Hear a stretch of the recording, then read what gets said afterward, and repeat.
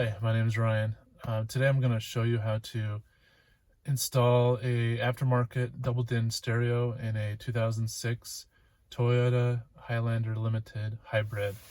We're going to take out the stock 6-disc CD changer stereo and replace it with a BboX double-din stereo. This is the BE7ACP-C that comes with a backup camera. To get started, we're going to remove the trim around the stereo and the navigation system. I just use a plastic trim removal tool. Start at the bottom, pry it away from the stereo, and then work around the edges on the inside. Move towards the top.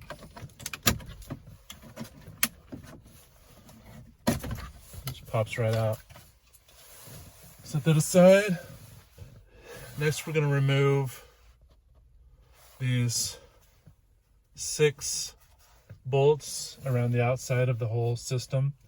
There's a 10mm bolt. We're going to remove all 6 of those.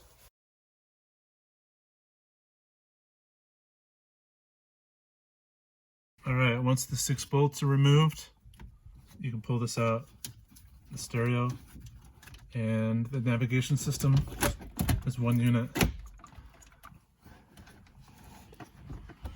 On the back, we've got 3 plugs in the stereo, an antenna, and another plug, I'm not sure what it is. And then we got some plugs in the navigation system up here. So, how to release them, just push up on the tab, on the bottom, pull it out. Like I said, there's 3. And then this big one plug here is for this wiring, the speakers. And then we've got a couple antenna. One of them's an antenna, I'm not sure what the other one is. I'll figure that out. And then same with the plugs in the top. Just pull the tab from the bottom and come right out. And you can remove this whole thing as 1 unit.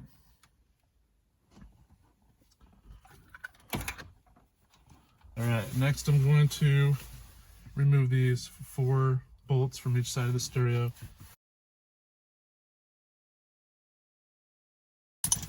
Alright, once we remove those 8 bolts, I'm hoping this should slide right out.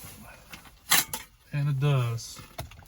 So, we'll remove that, and then we'll install the BboX double-din. Alright. Like I mentioned before, this plug right here that goes into the stereo, it's a 12-pin plug, but there are only 2 wires that are used. If you can see those. One is light blue or light green, the other one's orange. Apparently, there's a the cassette player or something the stereo provides 70 ohms of resistance for the navigation system.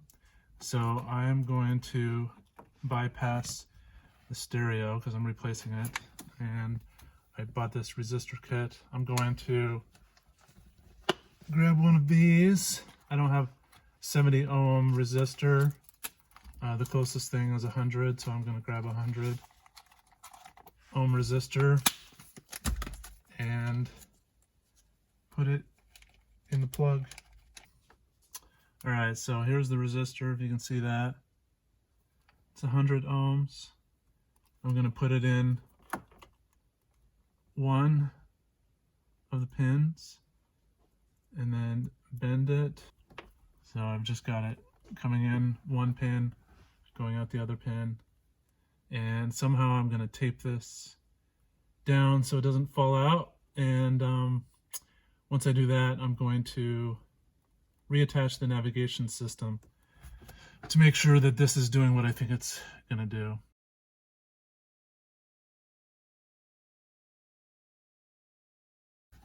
Alright, so I just bent over the resistor and taped it up really good. I know this isn't the best way to do it. Probably the best way to do it would be to cut this plug off and solder the resistor to the wires, but I decided to not cut any plugs or wires for this installation in case I want to remove everything or take it out at some point.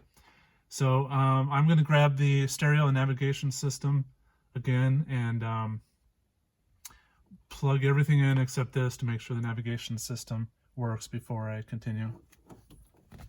All right, I'm back with the navigation system and the stereo.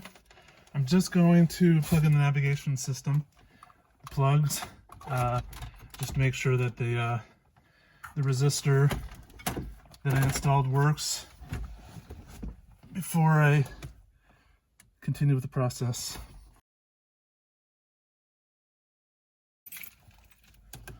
Just to make sure it still works.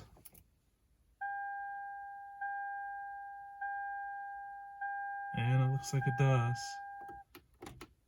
So that's good. Okay, I'm going to explain how the Axxess ASWC-1 and the 8114 Metra products work together. So I've got a BBOX double DIN here. This is the harness for the stereo. I've got the 8114 from Metra.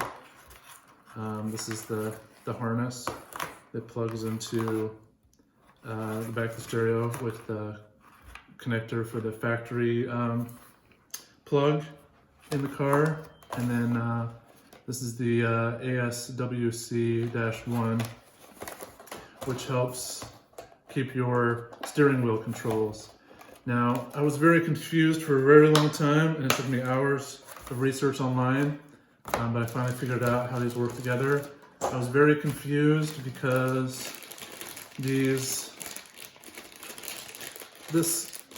connector here, you can see this, is the same as this connector here. And one of them, and there's one box, this box that comes with the steering wheel control box, that connector goes in the end of here. So I was trying to figure out how I've got two of the same connectors.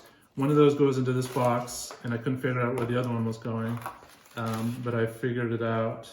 What I figured out is that on the 8114, I don't actually need this harness at all. All I need is this box. I need this box and this harness, and this will give me everything I need. So I'll go through the harness, explain what everything is. So this harness is gonna plug into the car on this end. This 3.5 millimeter plug is going to plug into the steering wheel control SWC input on the harness, stereo harness. So that'll go there. And then I've got a red wire, which will go to the power. So I'll connect to continuous power, which is one of these wires. So I'll do that. And then there's a black wire for ground. And then I'll plug these two wires in the back of the stereo, the white one into the left input and the red one into the right input. So I can do that now. And then this end will plug into the car, and this one will plug into this box here, which tells the car how to use the steering wheel control. While I'm here, I also got the 8116, which is to bypass the factory amp, which will be in another video if you want to check that out. But it also comes with the, I believe this is called the 8113, which it also plugs into the factory plugs in the car, which will basically power the stereo. You've got your continuous power red, which I'll also connect to continuous power here. The yellow, which will connect to accessory, black, which will connect to ground, and then the blue, I believe, is the antenna output to power the antenna. All right, I'm back with the installation of this BBOX double DIN. I've got all the wiring connected almost to the head unit. I've got the Metra 78113, and then this harness is the Metra 78114, the controls on the steering wheel, the harness, and then the ASWC-1 box here that tells the computer what car it is, so that the controls work on the steering wheel. Got the remote wire connected that I'm going to run back to amplifier in the back, and then I've got the RCA cables for, instead of wiring the harness for the speakers, I'm using the RCA. I'm going to run these back to the amplifier for the speaker input, and then I'm going to run the Metra 70-8116 harness to bypass the factory amp. I'm going to connect that to the output of the 4-channel amplifier and connect that to the factory wiring in the car to power the speakers. I've also got the USB, the Apple CarPlay USB, and the power charging USB. I've got the microphone connected so I don't forget. I've got the camera, the rear camera connected. I've got the video cable connected, and then the power on that's part of this video cable connected to the reverse input. And then on the other side, I'll connect that to the power to the rear reverse light. So when the reverse light comes on, it tells the reverse input to switch this to rear camera mode. And then lastly, I've got the subwoofer. I'm going to run another amp subwoofer to a subwoofer. So I'm going to connect these to the very bottom here. The last thing I'm going to do is install put this into the, what do you call it, the finished product that replaces the brackets. And it'll have a template, a cover basically to cover around this to replace this wood paneling around the stereo, so it looks finished. All right, after installing this bracket and the faceplate, I installed the double DIN stereo, and then the navigation system bolted right in as well. Looks pretty good. I'll show you once I install it what it looks like. So now I've got it sitting in here.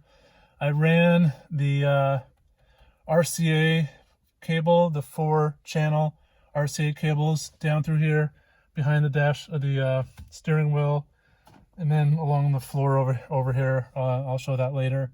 I also ran along the same route. I ran the subwoofer RCA and the rear camera cable, and the remote, the blue wire remote cable for the amplifiers. So next, I just need to plug in the harnesses to the factory plugs, and plug in the navigation system, plug in the antenna, and I'm good to go. But first thing I'm going to do is the antenna before I forget. Oh. Yeah, that feels secure. Next is the power, and it's for the buttons on the steering wheel to work. Basically 3, I guess there's more than that. There's 6 pins. All right, that's installed.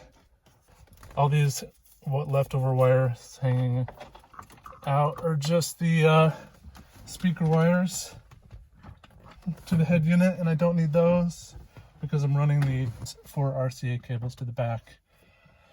So the last 2 I need to plug in are to the navigation system, and these are a little bit shorter, so I'm going to move this a little closer, plug in the, oh, it's getting hard now. Plug in this big one first till it clicks, and then the smaller plug till it clicks. I also ran the USB cables down through here and then out underneath. There's a hole here. I popped out the plastic cover where the 9-volt charger is, and I'll show that later. But for now, I think this is ready to drop in place. As you can see, I had to shave off these tabs here. I had to cut them off. I just used a hacksaw and cut them off. So now should fit in there, just barely. But looks like if all the bolts line up, that's good. So now I'm just going to install the 6 10mm bolts around the edge, and then pop the cover on, and should be good to go. All right, I'm gonna try that again. Try to install this from top to bottom. Hoping it just clips right in. And it does. That looks pretty good. All right, so I finished the install of the BBOSS double-din stereo in the 2007 Highlander, Toyota Highlander Limited Hybrid. Looks pretty good, works well. I ended up running the cable behind and down, and dropping out here for the USB CarPlay, Apple CarPlay. I need to do a little better job of hiding that. The microphone is up here. I still need to stick it to the top of the steering wheel. And then I'm working on the cables now, hiding the cables. I've run some cables. These are the 4 RCA cables for the amplifier to power the speakers. This is the remote speaker wire for the amplifiers, the blue one. This is the cable for the backup camera, and then this is the RCA cables for the subwoofer amp. And then over on the other side, I'm still working on this as well. I ran 2 battery cables through the firewall for both of the amps. All right, this is what the back looks like. This is the subwoofer and the enclosure. I went with the Polk Audio DB Series 1040, I think is what it is. Just mounted the amplifier to the back of the box, the enclosure. This is the amplifier that powers the 4 speakers in the door. You can see the RCA cables that I ran. And then the power battery cable. And then this is, let me show you what I did with the factory amp. So I bypassed the factory amp. It's not plugged in anymore. I plugged in the factory cable. I used the Metra 70-8116 factory amp bypass wires. So what a lot of people usually do is plug this in here. These cables are really long, so they'll run all the way up to the aftermarket stereo, and the signal comes through the stereo all the way back here into this, and these go out to the speakers. So what I did was, instead of running these wires to the new head unit, I ran them to this amplifier, and then ran the RCA cables to the head unit so I could have more power with this amplifier to power the speakers and the doors. And then the last thing I need to do is install this. This is the cable for the rear backup camera. If you found this video helpful, please hit the like button and subscribe to my channel. Thanks.